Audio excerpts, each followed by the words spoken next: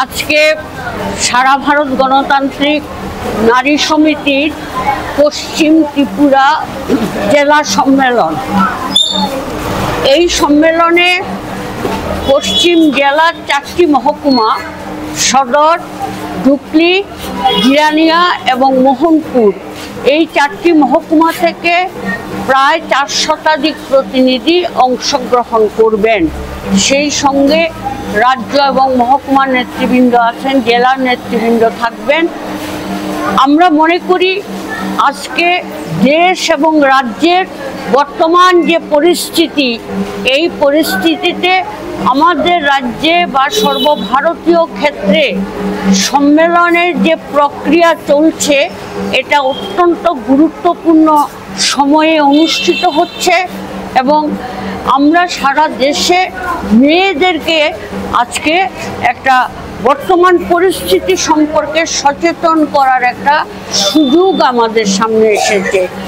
আজকের সম্মেলনে আমরা দেশীয় রাজনীতি, আন্তর্জাতিক ক্ষেত্রে গাজা ভূখণ্ডে সাম্রাজ্যবাদীদের যে আগ্রাসন এবং ইসরায়েলের যে বর্বরচিত আক্রমণের ঘটনা, সেগুলোর নিন্দা যেমন জানাবো, সেই সঙ্গে আমাদের দেশে বিজেপি নেতৃত্বাধীন এনডিএ সরকারের শাসনে গোটা দেশ জুড়ে যে অরাজকতা, দুর্বৃত্তরাজ, দুর্নীতি এবং স্বজন পোষণ, সেই সঙ্গে মানুষের গণতান্ত্রিক অধিকার হরণ, সংবিধান প্রদত্ত মৌলিক অধিকারগুলো কেড়ে নেওয়া, নারীদের অধিকার মর্যাদা ক্ষুণ্ণ করা, নারী নির্যাতন, কাজ, খাদ্য, বেকার সমস্যা, আদিবাসীদের জীবন সংকট নিয়ে আমরা আজকের সম্মেলনে আলোচনা করব সংক্ষিপ্ত পরিসরে। তো এইরকম আমাদের 8টা জেলার 8টা সম্মেলন হবে, জেলা সম্মেলন। ইতিপূর্বেই আমরা লোকাল এবং মহকুমা সম্মেলনগুলো শেষ করে এসেছি, আর 2টো সম্মেলন বাকি আছে, তেলিয়ামুড়া আরেকটা।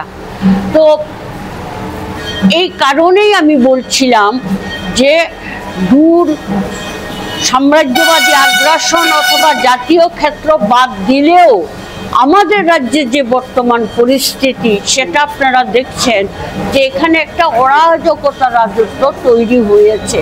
এখানে বিজেপির আক্রমণের শিকার শুধু সাধারণ মানুষ নয়, ডাক্তার, ইঞ্জিনিয়ার থেকে সাংবাদিক বন্ধুরা পর্যন্ত সংবাদ সংগ্রহ করতে গিয়ে সেখানে আক্রান্ত হচ্ছেন এবং সাধারণ নাগরিক তারা আক্রান্ত হচ্ছেন, হাসপাতালে রোগী আক্রান্ত হচ্ছেন, জেলখানায় কয়েদিরা আক্রান্ত হচ্ছেন, নারীরা এই রাজ্যে সম্পূর্ণ নিরাপত্তাহীনতার মধ্যে আছেন।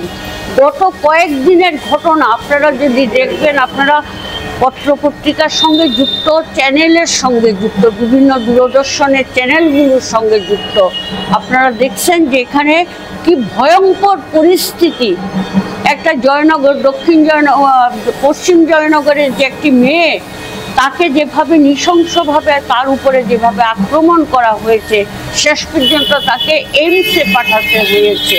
এরকম শুধু একটা নয়, আপনারা মির্জার গৃহবধূ অঞ্জলি সরকার, তাকে যেভাবে পুড়িয়ে মারা হয়েছে, আরও অসংখ্য ঘটনা প্রতিদিন ঘটছে। কটার কথা এখানে আমি উল্লেখ করব। কাজেই আমরা মনে করি যে এসবের বিরুদ্ধে সারা রাজ্য জুড়ে তীব্র প্রতিবাদ আন্দোলন গড়ে ওঠা দরকার এবং সেই লড়াইয়ে নারীরা যাতে প্রথম সারিতে থাকে এবং প্রতিটি আন্দোলনে যেন মুখ্য ভূমিকা পালন করতে পারে, প্রধান ভূমিকা পালন করতে পারে, সেই লক্ষ্য নিয়ে আমরা আমাদের সম্মেলনগুলোতে আলোচনা করব। সংগঠনের শক্তি বৃদ্ধি, সাধারণ মানুষের সঙ্গে নিবিড় সম্পর্ক গড়ে তোলা, নারীদের সমস্যাগুলো নিয়ে স্থানীয় ইস্যুতে আন্দোলন গড়ে তোলার কর্মসূচি আমরা এই সম্মেলন থেকে গ্রহণ করব।